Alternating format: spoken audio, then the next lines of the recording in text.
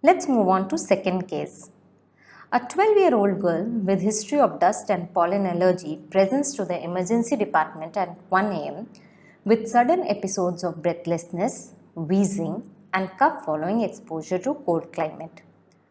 On examination, pulse rate was found to be 92 beats per minute.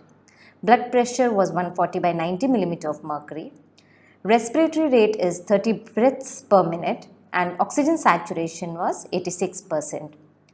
And a respiratory system examination revealed rhonchi present over bilateral lung fields.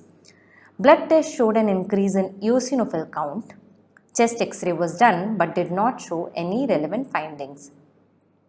So what is the most probable diagnosis in this case? Again, let us see the key features. See, first of all, this is a girl who is prone to allergy. There is a history of dust and pollen allergy, and what has happened, the symptoms have precipitated following exposure to cold climate, and it is an emergency condition. And on examination, we are seeing that pulse rate is high, blood pressure is again high, respiratory rate is again high. So both increase in pulse rate and blood pressure suggest sympathetic system activation. And as seen, oxygen saturation is again less, it is 86%. So whenever oxygen saturation is less, it causes increase in the activity of the sympathetic system and hence increase in pulse rate and blood pressure. And the respiratory rate is again high. So we are seeing that oxygen saturation is less, so respiratory rate is also high. Fine. Now, respiratory system examination did not reveal much except abnormal breath sounds, so that is the rhonchi, which are present over bilateral lung fields. Plus, blood test showed an increase in eosinophil count. So, the girl is already prone to allergy and the blood tests have also confirmed that there is increase in eosinophil count, which is a sign of allergic condition. So, in this case, the most probable diagnosis is acute bronchial asthma. Now, let us see certain features of this, that what are the precipitating factors, then what is the peak expiratory flow rate or PEFR, what is FEV1 and what is the significance of FEV1 for this case, then how we are going to manage this case. So, the diagnosis in this case is acute bronchial asthma, and the condition is severe in this case as we saw that oxygen saturation has decreased to 86% and the patient has landed up in emergency. In people who are prone to this condition, the precipitating factors may be the exposure to cold air, the pollutants which are present in atmosphere, irritant dust, and even consumption of aspirin can precipitate this condition.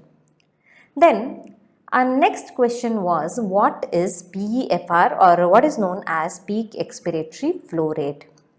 Well, you see, as the name indicates, peak expiratory flow rate. So it is the peak or maximum flow rate of air during expiration. So to determine this, what we do is we ask the subject to inhale maximally and fill his lungs completely, that is up to the total lung capacity. And then we ask them to exhale maximally and forcefully as much as possible and determine the maximum velocity of flow which has reached. So that will be peak expiratory flow rate.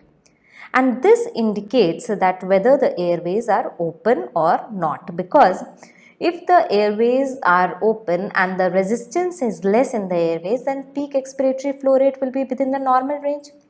However, in this condition, as in acute severe asthma, where there is inflammation of the airways and due to the lot of secretion of the mucus plus bronchoconstriction, it will increase the resistance of the airways and there will be decrease in the peak expiratory flow rate. Anyways, so normally this peak expiratory flow rate can be as high as 400 to 600 liters per minute. Then there is another test known as forced expiratory volume in first second. So in this what we do is that instead of determining the flow rate, What we do is when the person is exhaling, we determine the volume which has been exhaled in first second. So the procedure is same, that the person will fill his lungs completely and then exhale maximally and forcefully. So that is why the name forced expiratory volume. And then that volume is determined how much it is exhaled in 1 second. So normally approximately 70 to 85% of the vital capacity is exhaled in first second.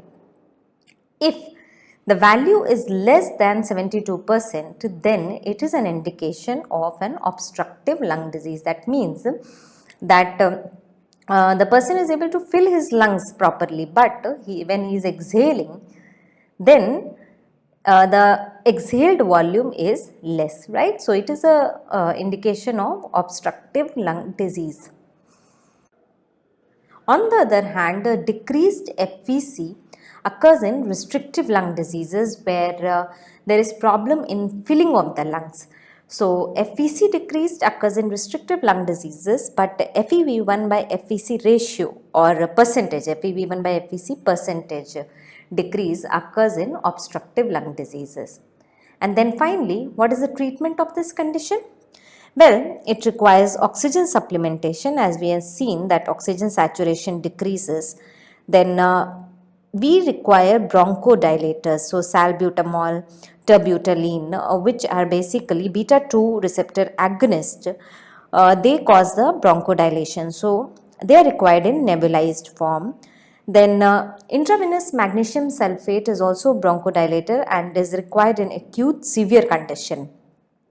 Then to decrease the inflammation, steroids may be required, right? So in severe condition, obviously they need to be given in intravenous form. Then later on for maintenance, they might be given in inhaled form.